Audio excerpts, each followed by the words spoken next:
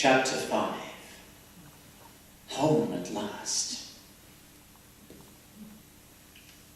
As morning rolled over and smiled upon the land, Rebecca lay fast asleep. Oriandar was far behind her. The dream had already dissolved in her memory. Rebecca's brother, George, tipped into her bedroom to wake her up for pancakes and maple syrup. "Oh, good morning, George," she said with a smile. "Oh, look, there's something on the floor," George pointed. He swooped down and picked up a feather that was lying flat on its back. "My, that looks so familiar," said Rebecca, who was stretching her arms like a cat as she got out of bed. "What a most beautiful bird this must have come from." George handed it to his sister, saying, "It flew to you, so it's yours to keep." Rebecca took the feather, and pretending to fly like a bird, she twirled it around in the air. From the hallway, a call for breakfast came floating in, and this is what they heard. "Rebecca, Georgie boy, pancakes." "Yummy," said George as he hopped off Rebecca's bed. "Come on, Becky, let's go eat." Rebecca ran behind her brother, and just as she was closing her bedroom door, she noticed that the feather had dropped from her hand and landed on the floor. She went back into her room and picked it up. "Didn't mean to drop you, my sweet little feather. You sure look majestic with all your gold and silver. You look familiar too, as though I've seen you before. Have you flown here to be with me from a distant land or shore? I know. I'll imagine you're from a bird's nest, from a castle in a mountain, even though both you and I know that you're really from my pillow." Rebecca kissed the delicate feather and placed it on top of her pillow, and with that she ran out of her bedroom to join her family for breakfast.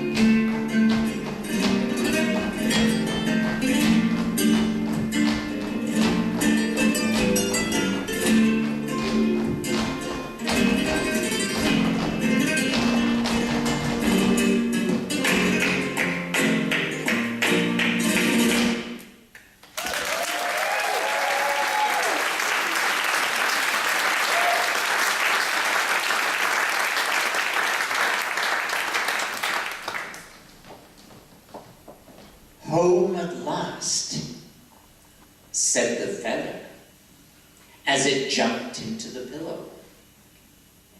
Once all the feathers gathered around to hear about his journey, the feather shared all he had seen on his most exciting adventure. It began when night was dark and heavy, and I was far away from home. And for the first time in my life, I saw a fairy with a silver tail in the sweetest of sweet fairy tales.